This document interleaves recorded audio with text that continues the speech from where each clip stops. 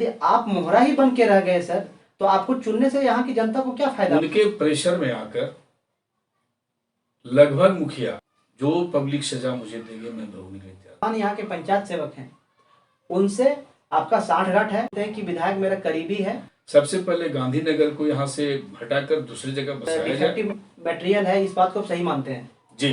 Public का विरोध भी यहाँ पर सत्य है। वर्तमान विधायक और पूर्व विधायक का अंदर में ठेकेदारी चल, कंपनी लोग से कमीशन लेती है। नमस्कार, शुभ बखैर, पकड़ भारत यूट्यूब चैनल में आप सभी का स्वागत है। आज मैं बात कर रहा हूँ जयनगर प्रखंड के करियावा पंचायत के मुखिया श्री बाला लखेंद्र पासवान जी से। इनसे वो हर सवाल रहेंगे जो इस क्षेत्र के जुड़ा हुआ है, करियावा पंचायत की जनता से जुड़ा हुआ है। दोस्तों, अगर ये वीडियो अच्छा लगे तो लाइक कीजिए, अच्छा नहीं लगे तो डिसलाइक कीजिए।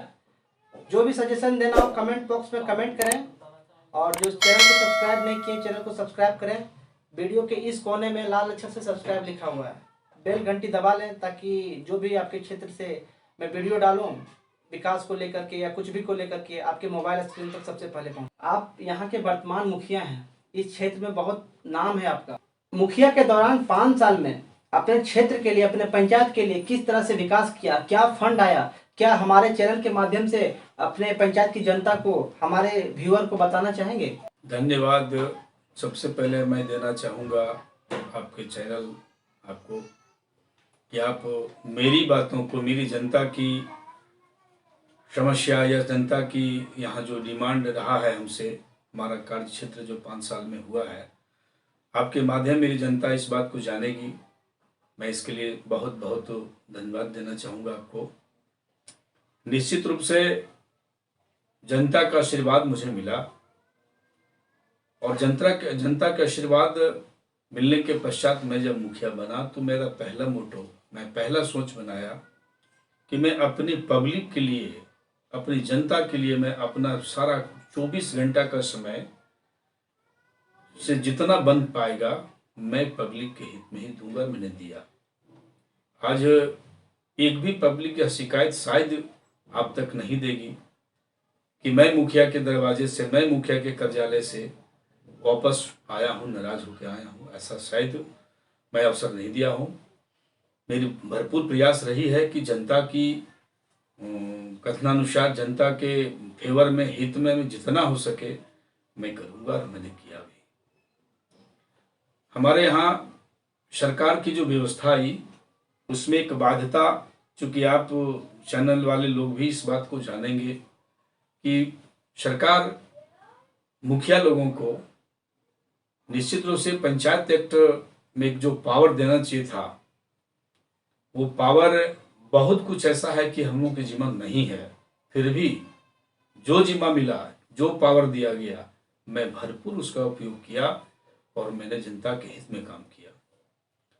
ये 5 साल के दरमियान मेरे पास 1 करोड़ लगभग 35 लाख फंड आया।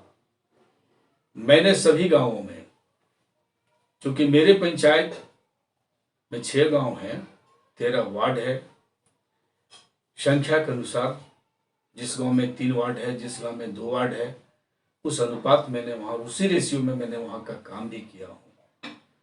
मैं उस फंड के माध्यम सर्वप्रथम घंघरी में, चूंकि वो हमारे पंचायत में सबसे अधिक संख्या का गांव है, वहाँ 3 वार्ड हैं, और तीनों वार्ड के अनुसार लगभग मैं 30-31 काम वहाँ पर किया हूँ। पीसीसी रोड, छठ घाट में चबूतरा, फुटबॉल खेल मैदान में, मेरे पास उसका डिटेल डाटा भी है। मैं चाहूँगा कि एक डाटा मैं आपको सुना दूँ, क्योंकि वो सभी गांवों का बहुत सारे वर्क हैं। घंघरी में चूंकि इसलिए मैं सुनाना चाहूँगा, चूंकि घंघरी के कुछ लोग व्यक्तिगत नाराजगी हमसे थी, कुछ व्यक्तिगत लाभ नहीं ले सका, जिसके चलते मेरे ऊपर आरोप लगाए थे कि न्यूज वाला को बुलवाकर उन्होंने बोला था कि हमारे यहाँ मुखिया जी कुछ कोई विकास नहीं किया है। इसलिए मैं डिटेल थोड़ा सा घंघरी के संबंध में बोलना चाहूँगा। मैंने, हमारी जीत होने के पश्चात मैंने सर्वप्रथम घंघरी में ही काम किया, और वो सबसे जटिल काम था कि वो वहाँ शमशान घाट में जाने का जगह नहीं था, रोड नहीं था। मैंने सर्वप्रथम शमशान घाट जाने के लिए वहां रोड बनवाया। दूसरा, भैरव पंडित के घर के पास मुख्य सड़क में काफी जर्जर अवस्था में थी, मैंने उससे पीसीसी रोड बनाया। राम जतनगिरी के घर से संतोष सिंह के घर तक पीसीसी सड़क निर्माण कराया। प्रदीप सिंह के घर से घुटर सिंह के घर तक पीसीसी सड़क निर्माण कराया। इंद्रदेव मंडल के घर से गिरधारी मंडल के घर तक पीसीसी सड़क निर्माण किया। सुरेश पंडित जी के घर से गुरसहाय पंडित जी के घर तक सड़क निर्माण किया। फुटबॉल खेल मैदान में छतनुमा चबूतरा व स्टेज बनाया। छठ घाट में चबूतरा निर्माण किया। आंगनबाड़ी भवन में मरम्मती एवं चारदीवारी करवाए। महेश सिंह के घर के पास चापाकल लगाए। सुरेंद्र सिंह के घर के पास चापाकल लगाए। घंगरी मध्य विद्यालय में हैंडवाश निर्माण किया। घंगरी प्राथमिक विद्यालय हैंडवाश निर्माण किया। फुटबॉल खेल मैदान में चारदीवारी डीवीसी से मैंने लाकर कराया। फुटबॉल खेल मैदान का समतलीकरण कराया। पप्पू सिंह के घर के पास चापा नल दिए।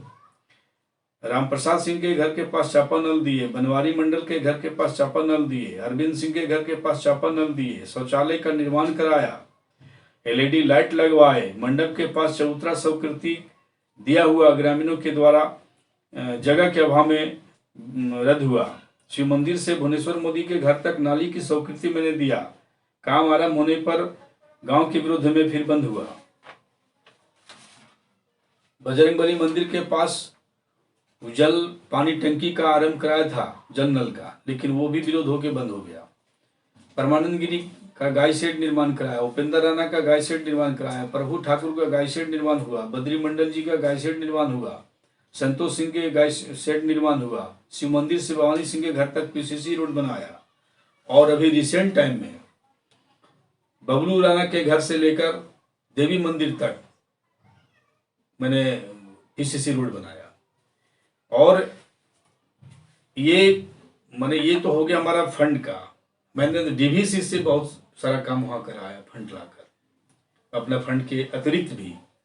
दूसरा, चूंकि विगत आप न्यूज में सुने भी होंगे, ये समाचार के माध्यम से पूरा कोडरमा जिला में एक तहलका भी मचा था। चूंकि एक प्राकृतिक आपदा अधिक वर्षा होने से उदय सिंह जी का घर गिरा और घर गिरने से एक बच्ची डेथ हो गई 17 साल की। मुझे काफी दुख हुआ, क्योंकि वह एक प्राकृतिक घटना घटी और मैं उस घटना मुझे रात 1:30 बजे सूचना मिली। मैं उसी समय रात में गया और मैंने दृश्य को देखा, काफी दुख हुआ मुझे। मैं उसी समय शहर सारे अफसरों को, वीडियो, थाना प्रभारी, डीसी सबों को मैंने सूचना दिया और सुबह सारे अफसर आए भी। लेकिन पब्लिक उसमें कुछ आकर हंगामा करने लगी कि नहीं, इसमें मुखिया जी की लापरवाही रही है, जिसके चलते ऐसा हादसा हुआ। मैं साफ तौर पर इस पर कहना चाहता हूं कि जो विरोध किया इस बात पर, पहले उसको इस नियम को जानना चाहिए कि मुखिया जी किस एंगल में दोषी हैं। चूंकि प्रधानमंत्री आवास प्लस योजना, यह योजना 2017 में ग्राम सभा में ये हुआ था, ये सूची गई थी। लेकिन कोरोना काल, ये प्राकृतिक आपदा कहिए, जिसके चलते ये लंबी अवधि से नहीं बनकर अभी उसका काम हो रहा है। रिसेंट टाइम में अभी हमारे यहाँ फंड आया है, जो अभी तक में 5-7 आदमी का पैसा वो घुसा है प्रधानमंत्री आवास प्लस में।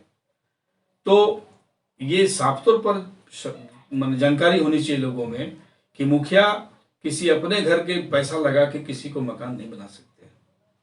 जब सरकार की व्यवस्था मिलती है, सरकार, चूंकि वो फंड मेरे पास आता भी नहीं है, वो फंड तो डायरेक्ट ब्लॉक से, जिला से वो पार्टी के खाते में जाता है। हम लोगों का काम है स्वीकृति बनाकर, प्राथमिकता बनाकर दे देना। हम लोगों ने वैसा किया। लेकिन विडंबना इस बात की है कि जो प्रधानमंत्री आवास प्लस योजना में जो सूची बनी थी, जिसमें वो नाम आया था, उसमें उदय सिंह जी का नाम था भी नहीं। बीडीओ मैडम आई थी उस समय, प्रखंड विकास पदाधिकारी घटनास्थल पर, सारे बहुत बीज वाले भी आए थे। साफ तौर पर वीडियो से भी बोले कि इसका दोषी किसको माना जाए। तो वीडियो भी बताया कि अगर नाम सूची में नहीं है तो उसमें हम लोग कुछ नहीं कर सकते हैं।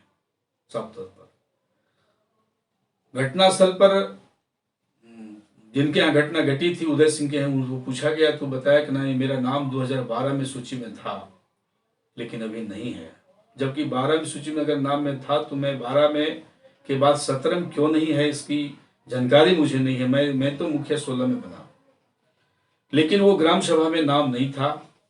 और उस सूची के अनुरूप उसका नाम आया नहीं, और आया भी है जिसका सूची में नाम, वो आज के डेट में उसका पैसा सरकार डाल रही है। तो ये साफ झलकना चाहिए लोगों को कि आखिर जिसका है भी सूची में नाम, तो उसका कहां बरसात के पहले मकान बन गया। आप मिला जुला कर पब्लिक जिसको नियम कानून पता नहीं है और वो सीधा आरोप लगा रही है मुखिया पर, तो मैं साफ तौर पर कहना चाहूंगा कि उस पर मुखिया किसी भी एंगल से दोषी नहीं है। लेकिन अफसोस है कि इस तरह की घटना घट गई। उस व्यक्ति का नाम होना चाहिए था, जो नहीं है। हम लोगों ने प्रयास किया कि उसमें कोई अम्बेडकर भवन वगैरह कुछ दे दिया जाए। भीमराव अम्बेडकर भवन आता है ब्लॉक में, तो हम लोग मैडम से बोले थे, प्रखंड विकास पदाधिकारी से, कि मैडम उस तरह का अगर है तो इनको दिया जाए।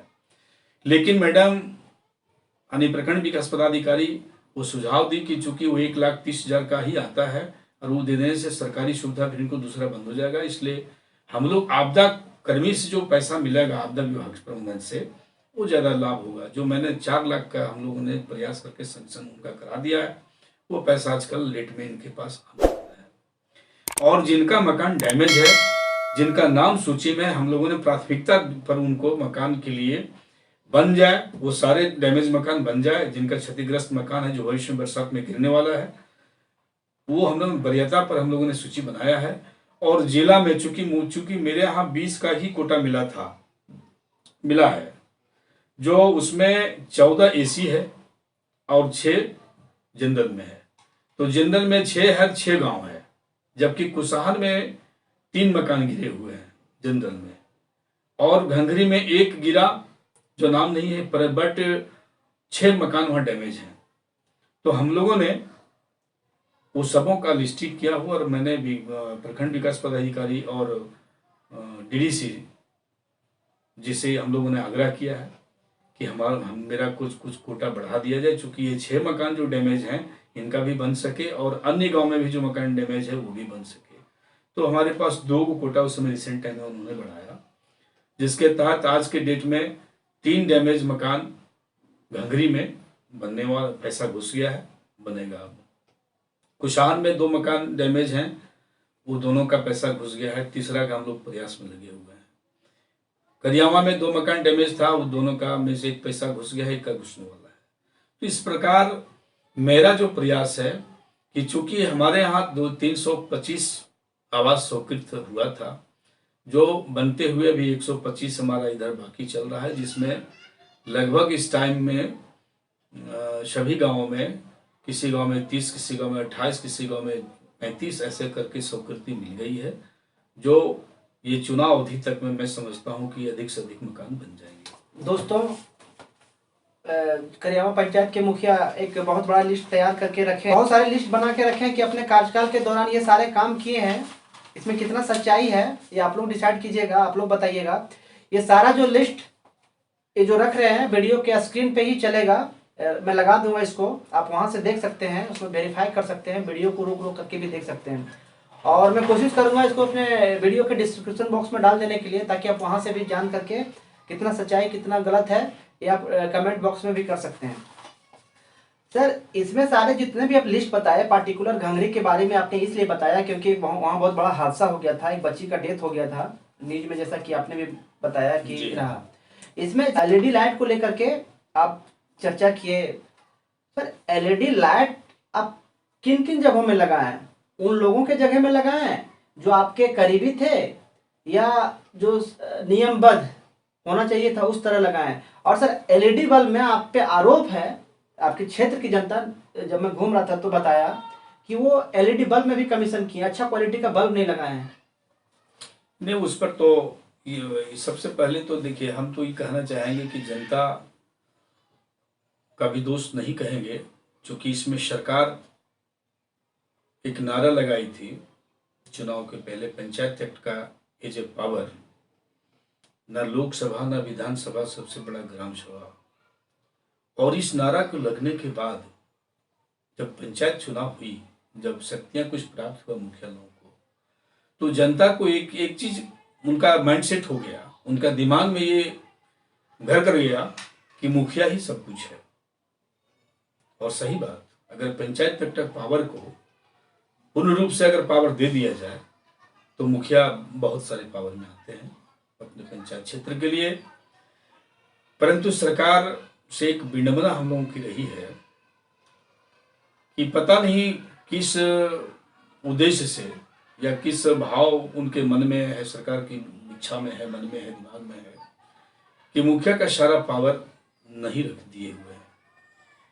हम लोग सिर्फ एक मोहरा बने हुए हैं मुखिया लोग, रिमोट कंट्रोलर जैसे होता है कि माने सरकार के पास है, सिर्फ हम लोग एज ए क्लर्क के रूप में काम करते हैं। शक्तियां जितना देना चाहिए था नहीं मिला। इस बात एलईडी लाइट के बारे में मैं कहना चाहूंगा, सरकार से एक आदेश प्राप्त हुआ था, चिट्ठी मेरे पास है, मैं दिखा सकता हूं कि जो जेरेडा कंपनी का यहां से जो स्टेट से भेजा गया है उसी कंपनी का लगना है, उसी कंपनी से लगवाना है लाइट।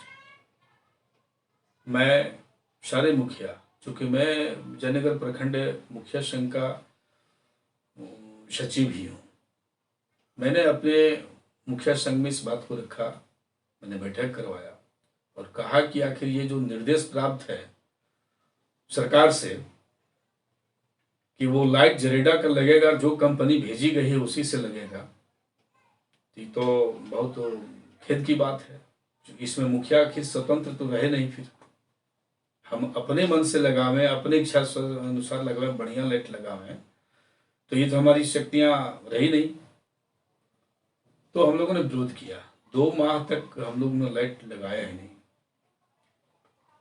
इस पर बीडीओ प्रखंड विकास पदाधिकारी अमित कुमार जी ने हम लोगों को फिर पुनः बैठा कर रिक्वेस्ट किया कि मुखिया जी अगर आप लोग नहीं लगाएंगे तो इस पर बहुत दिक्कत होगी। उनके प्रेशर में आकर लगभग मुखिया, मैं नहीं कर सकता हूं 1-2 मुखिया उस समय शायद नहीं लगाए होंगे, लेकिन लगभग मुखिया हमारे जयनगर प्रखंड के उसी जेरेडा कंपनी, रूसी कंपनी जो सरकार भेजी थी, उनके कथनानुसार उस लाइट को हम लोगों ने लगाया। और अगर पब्लिक कहती है इस बात को, जनता कहती कि इसमें मुखिया कमीशन लिए, तो मैं दावे के साथ कहता हूं कि अगर किन्हीं के पास ये प्रमाण है, कोई सिद्ध कर सकते हैं, चाहे प्रत्याशी हो चाहे पब्लिक, अगर कोई चैलेंज मैं करता हूं इस संबंध पर, दावा करता हूं कि अगर कोई साबित कर दे कि जेरेडा ये एलईडी लाइट लगाने में मुखिया मनमानी किए या पैसा कहीं से लिए, तो मैं जो पब्लिक सजा मुझे देगी मैं भोगने के लिए तैयार रहूंगा। सर आप लाइट किन किन जगहों में लगाए सर? आप मैं उपयुक्त सभी, चूंकि मेरे यहाँ सभी चौक चौराहे पर ही लाइट लगा है।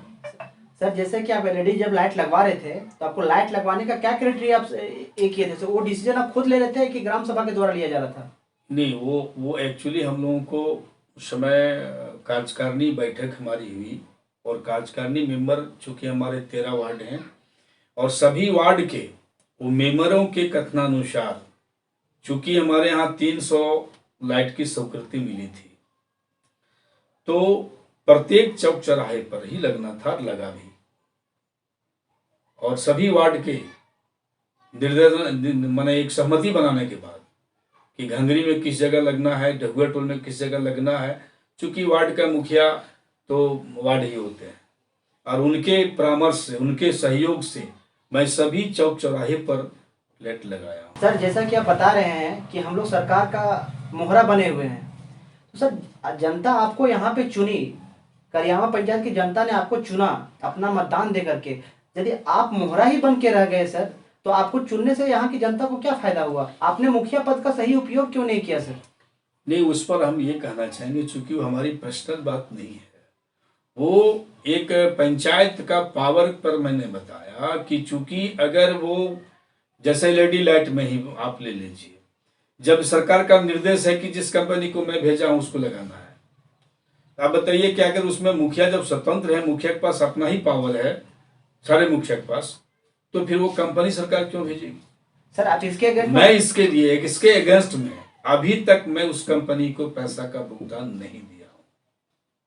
चलिए ये तो बहुत अच्छी बात है कि आपने पंचायत के लिए वो पैसा बचा के रखा है। वो पैसा आज तक, मैं लाइट का जो सरकार हमारे पास बिल भेजी थी, मैं उसका विरोध किया हूं कि चूंकि यह लाइट की अच्छी कंपनी की नहीं है और लाइट सारे खराब हैं, इसलिए पैसा हम लोग तब तक नहीं देंगे जब तक ये पब्लिक के बीच में क्लियर नहीं हो जाए कि लाइट का कीमत कितना है और आपने बिल कितना भेजा है। मतलब मानते हैं ना कि आपके क्षेत्र की जनता बहुत जागरूक है और लाइट को लेकर के जो बताए कि ये गड़बड़, ये डिफेक्टिव मटेरियल है, इस बात को आप सही मानते हैं? जी, पब्लिक का विरोध भी यहाँ पर सत्य है, क्योंकि ये कंपनी आज पैसा हम लोग नहीं दिए हैं, जिसके चलते सरकार आज मेंटेन कर रही है उस लाइट का। प्रत्येक माह में मिस्त्री भेजकर उस लाइट का जहाँ जो खराब है उसको चेंज कर रहा है, जो बनने लायक उसको बना रही है सरकार। तो ये सबसे पहले है कि यहाँ पर हम लोग अपना पावर दिखाए हैं कि मुखिया एजे पावर में क्या है। हम लोगों ने अपना पैसा आज तक नहीं पेमेंट किया हूँ। जब आपके क्षेत्र में हम घूम रहे थे और जानने का कोशिश कर रहा था आपके विकास को लेकर के, तो मैक्सिमम जनता ने ये बताया कि जो वर्तमान यहाँ के पंचायत सेवक हैं उनसे आपका साठगांठ है। वो किसी भी बात का आप यदि विरोध करते हैं तो सीधा बोलते हैं कि विधायक मेरा करीबी है। इसमें कहाँ तक सच्चाई है सर? नहीं, इस पर तो मैं कहना चाहूँगा कि चूँकि पब्लिक का आरोप जिस एंगल से लग रहा हो, लेकिन जो डायरेक्ट अगर में ये आरोप है कि विधायक से उनका साठगांठ है, मैं इस बात को खंडन करता हूँ कि चूँकि ये एक पंचायत सेवक जो है कन्हैया यादव जी एक ईमानदार मैंने पंचायत सचिव है।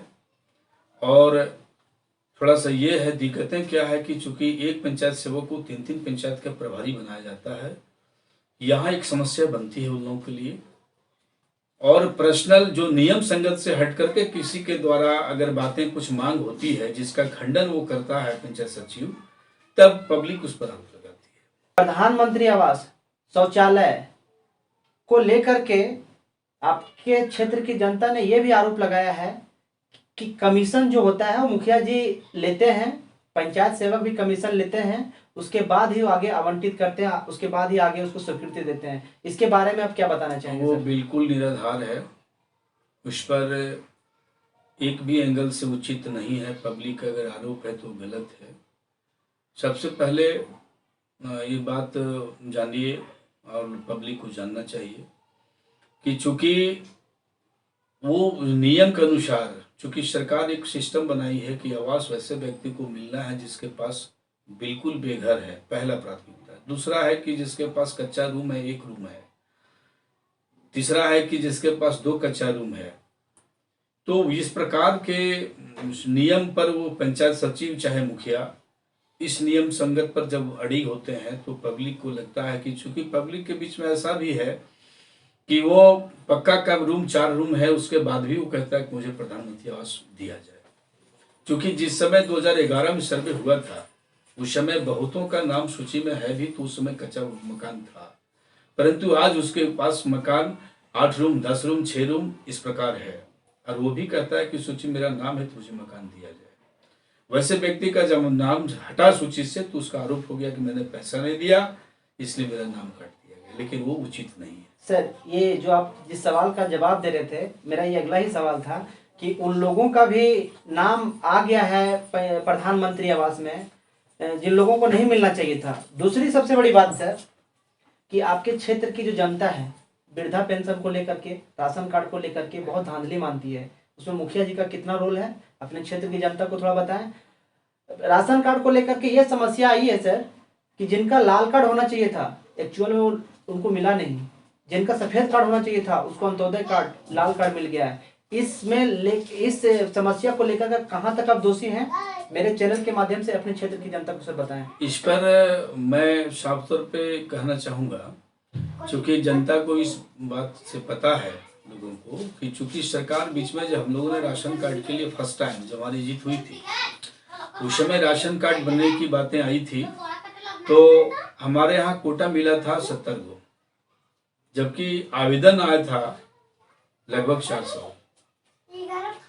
मैं अपने प्रयास से, मैं अपने मेहनत से उस समय फर्स्ट टाइम में मैंने 160 राशन कार्ड बनवाया, जबकि हमारा कोटा मात्र 70 था, लेकिन मैं अपने व्यक्तित्व और अपने मेहनत से मैंने 160 बनाया। सर ठीक है, ये आपकी जनता डिसाइड करेगी। जहाँ तक मुझे पता चला, मेरा काम था आपसे पूछना, मैंने पूछ दिया। सर मुझे ये भी पता चला आपके क्षेत्र की जनता ने आरोप लगाया कि डीलर लोग जितना नियमबद्ध है चावल देना चाहिए या जो कुछ भी सरकारी फंड से आता है उसमें वो लोग घोटाला कर देते हैं, वो पूरा पूरी देते नहीं। ये आपके तक सूचना आई? अगर यदि आई तो आपने किस क्या एक्शन लिया सर? नहीं, एक्चुअली देखिए, वो डीलर का जहाँ तक समस्या है और पब्लिक के बीच की जो बातें हैं, इस पर कोई लिखित प्रमाण तो मेरे पास शिकायत नहीं आई। व्यक्तिगत रूप से कुछ लोगों ने चर्चा किया था कि भाई फलना डीलर जो है इस प्रकार से कम चावल दिया कर रहा है। तो मैं अपने तौर से सभी डीलर को बिठाया था पंचायत भवन में, और मैं बिठा करके उन लोगों को हिदायत किया कि भाई आप लोगों के कोई शिकायत मेरे तक पहुंचना नहीं चाहिए। और लोग आश्वस्त भी किए हमको कि नहीं मुखिया जी, वैसा कोई मैं काम नहीं करूंगा जो शिकायत आप तक जाएगी। क्योंकि वो समय ये जो सिस्टम है मशीन के द्वारा उठना वैसा नहीं था। अब तो मशीन में उठता है तो उसमें को मारने का प्रश्न ही नहीं है। अब तो निश्चित रूप से नियमित मिलता है लोगों को। राशन कार्ड में थोड़ा सा एक लाइन और हम बोलना चाहेंगे कि चूंकि सेकेंडरी टाइम, जो फर्स्ट टाइम मैंने बताया कि 160 बनाया था, सेकेंड टाइम भी कुछ एक बार राशन कार्ड बनने की बातें आई थी।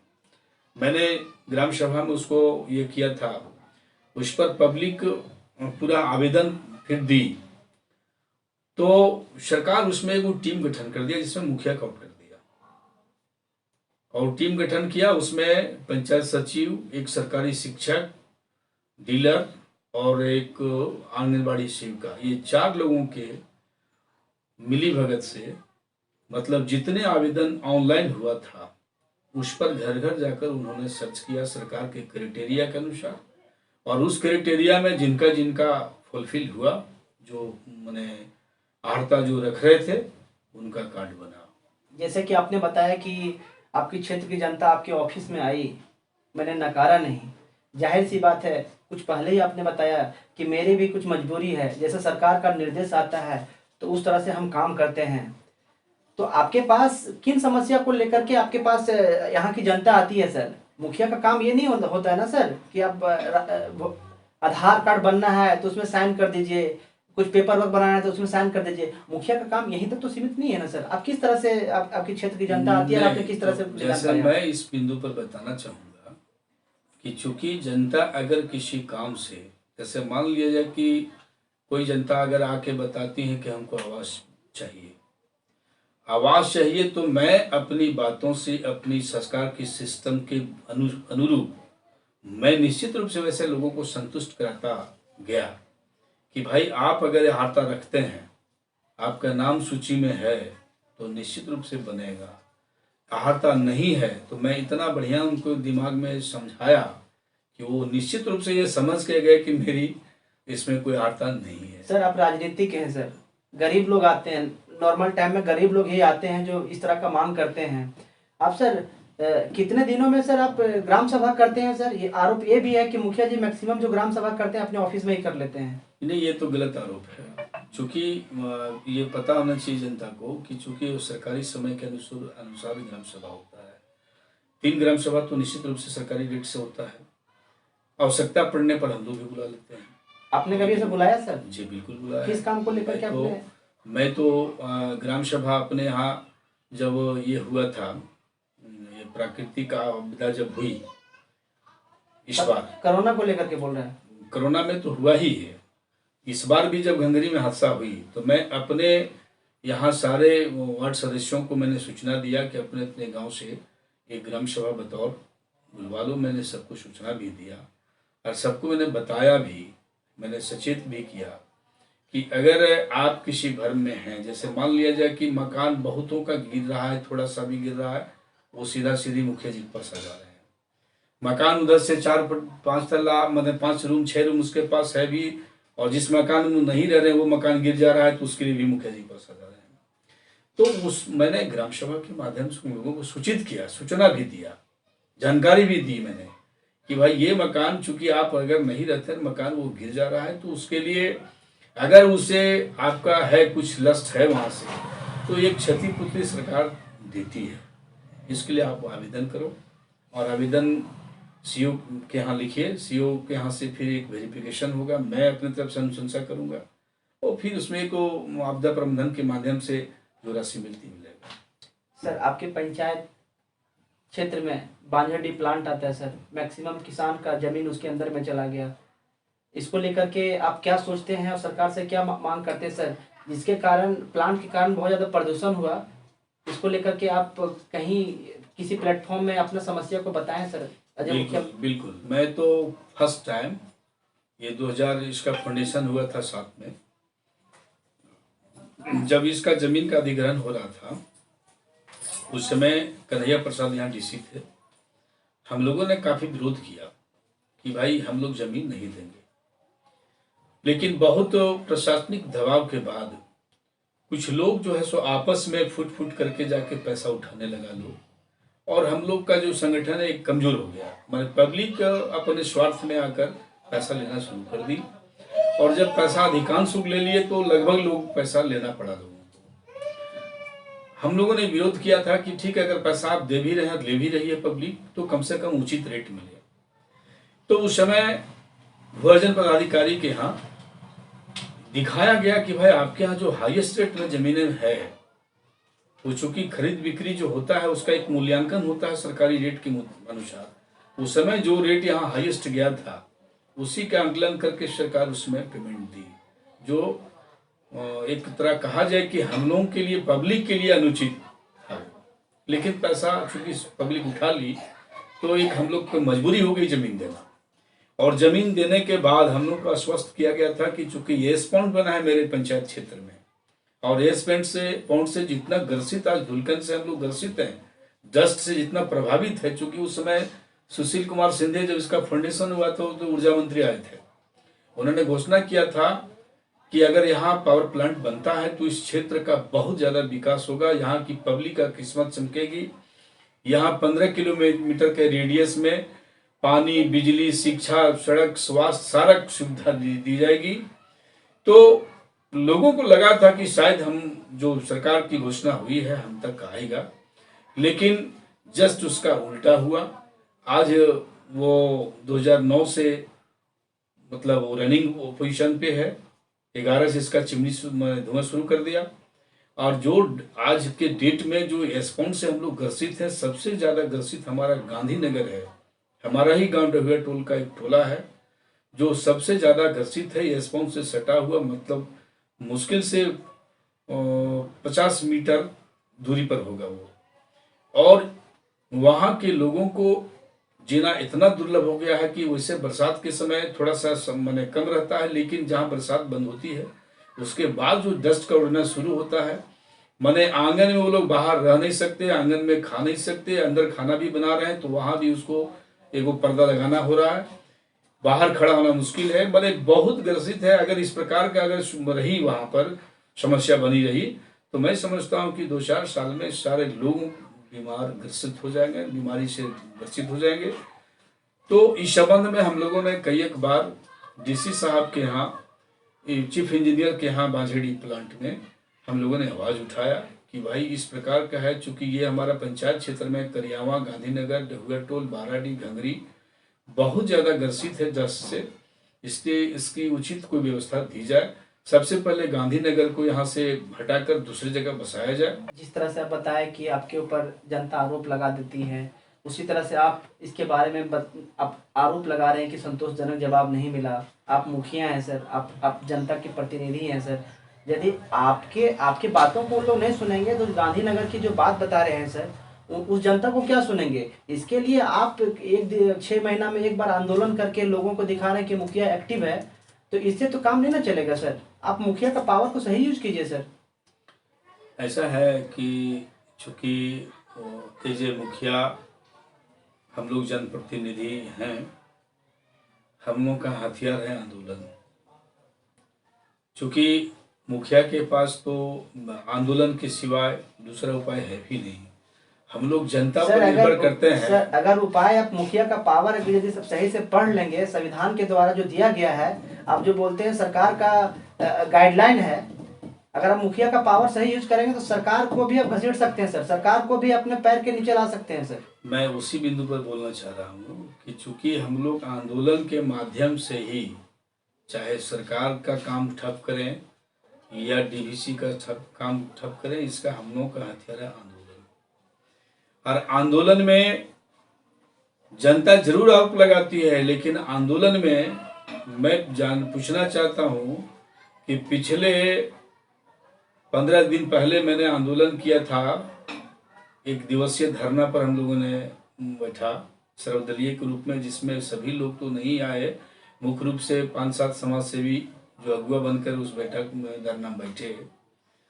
जनता जितना हम लोग संख्या चाहे थे, संख्या नहीं पहुंची। ये अफसोस होता है हम लोग को कि अगर जनता साथ नहीं देगी तो हम लोग किस मुद्दे पर लड़ेंगे, हम लोग को भारी कहाँ से मुकदमा लड़ाई हो सकेगा।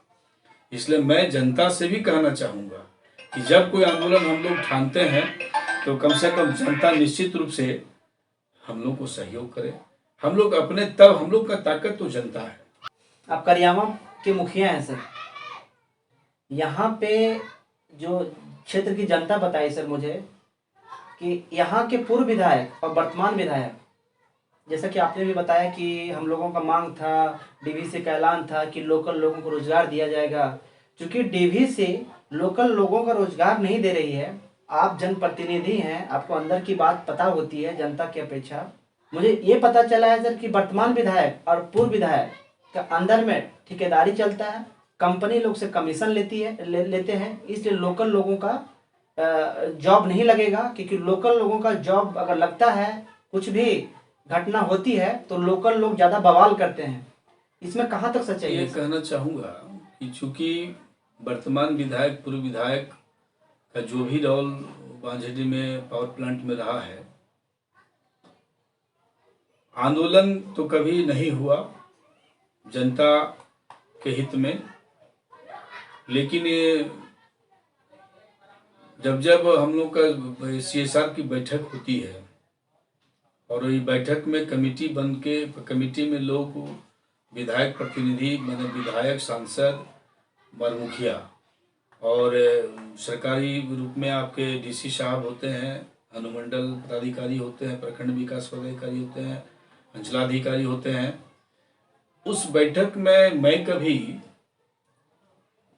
विधायक लोगों, चाहे पूर्व हो या वर्तमान हो, बहुत ज़्यादा सक्रिय तो नहीं देखा। लेकिन जब आवश्यकता पड़ती है, मैं तो बहुत कुछ जानकारी संबंध में नहीं बता पाऊंगा, चूँकि विधायक का अंदर से क्या उन लोगों का लेन देन रहा हो। लेकिन इसके पहले जब ये प्लांट फाउंडेशन पीरियड में था, उस समय ठेकेदारी तो थी। अभी के टाइम में नहीं बता सकता हूँ मैं कि अभी है या नहीं, लेकिन उस समय फाउंडेशन के टाइम में ठेकेदारी थी लोगों की।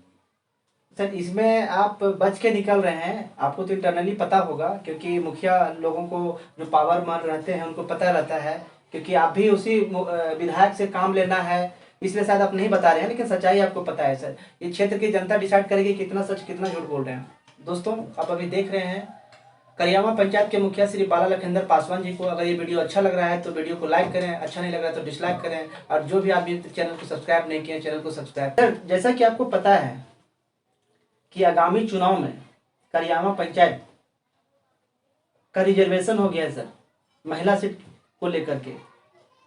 जाहिर सी बात है, चुनाव तो लड़ेंगे नहीं, तो आपके तरफ से कोई प्रत्याशी आ रहे हैं, और प्रत्याशी आ रहे हैं तो कौन आ रहे हैं सर, और करियामा पंचायत की जनता से आप क्या अपील करना चाहेंगे? निश्चित रूप से मैं आज शुक्रगुजार हूँ, मैं नमन करता हूँ करियामा पंचायत की जनता को। जनता अपना प्यार देकर, अपना आशीर्वाद देकर मुझे 5 साल मुखिया बनाया, और मैं जनता के बीच में अपना योगदान दिया। और मैं जितना कर्म पर भरोसा करता हूँ, मैं जिस प्रकार जनता के बीच में रहा हूँ, कार्य किया हूँ, और जनता से जो मुझे स्नेह प्राप्त हुई है, निश्चित रूप से मैं, चूँकि रिजर्वेशन यहाँ जो महिला सीट हो गया है, इसलिए मेरी दावेदारी तो प्रश्न अपना नहीं रहेगी। लेकिन ये जो 5 साल का अवसर मुझे प्राप्त हुआ और जो मैंने कार्य क्षेत्र में अपना किया, मुझे और कुछ वैसे काम करने की भावना बनी है जो मैं इस बार तक नहीं कर सका। अगर पुनः जनता मुझे आशीर्वाद देती, मैं अपनी पत्नी आरती देवी को प्रत्याशी के रूप में ला रहा हूँ। अगर पुनः जनता मुझे आश्वासन या आशीर्वाद देती है तो निश्चित रूप से, चूंकि मैं कृषि क्षेत्र में सभी अपने पंचायत से, चूंकि मेरा किसान ज़्यादा हमारे पंचायत क्षेत्र में है, मैं कृषि क्षेत्र में विशेष रूप से कार्य करने की अपेक्षा उम्मीद किया था, लेकिन समय अभाव कहा जाए, सरकार के गाइडलाइन अभाव कहा जाए, मैं चाहता हूं कि अगर पुनः मेरी पत्नी आरती देवी को मुखिया के रूप में जनता चाहेंगी, आशीर्वाद देंगे, तो आने वाला समय में मैं उस क्षेत्र में भी काम करूंगा। मैं उम्मीद करता हूं कि मेरी पत्नी आरती देवी को पुनः करियमा की जनता आशीर्वाद देवे, और ये सारे आदान प्रदान जो आज एक न्यूज़ के माध्यम, पकड़ न्यूज़ के माध्यम से जो आपके बीच मेरी बात जा रही है, अगर मेरी बात से आप संतुष्ट होंगे तो निश्चित रूप से, या कहीं हमारी कोई बात गलत समझ में आवे तो हमको निश्चित रूप से आगाह करेंगे। और सबसे पहले मैं धन्यवाद का पात्र बनाऊंगा, इनको धन्यवाद दूंगा, और आप सभी जनता से उम्मीद करता हूं कि ये पकड़ न्यूज के माध्यम से जो सभी मुखिया का इंटरव्यू, यानी अपनी बात मुखिया तक, मुखिया की बात आप तक अगर जो पहुंचाने का काम इनके न्यूज के माध्यम से हो रहा है, आप सभी भी इनको निश्चित रूप से सब्सक्राइब करेंगे, और अगर कुछ सुझाव भी देना होगा तो दे सकते हैं। मैं उम्मीद करता हूं कि करियमा पंचायत की पकड़ भारत, क्योंकि ये सुनील जी को मैं व्यक्तिगत रूप से नाम से भी जानता हूं, ये सुनील जी के माध्यम जो पकड़ भारत का न्यूज का सब्सक्राइब आप लोग भी करेंगे, और इनको कमेंट बॉक्स में कुछ सुझाव भी देना होगा दे सकते हैं। मैं आशा करता हूं कि करियमा पंचायत की जनता निश्चित रूप से ये पकड़ भारत न्यूज़ आप देखेंगे और अपना सलाह निश्चित रूप से देंगे, सब्सक्राइब भी करेंगे।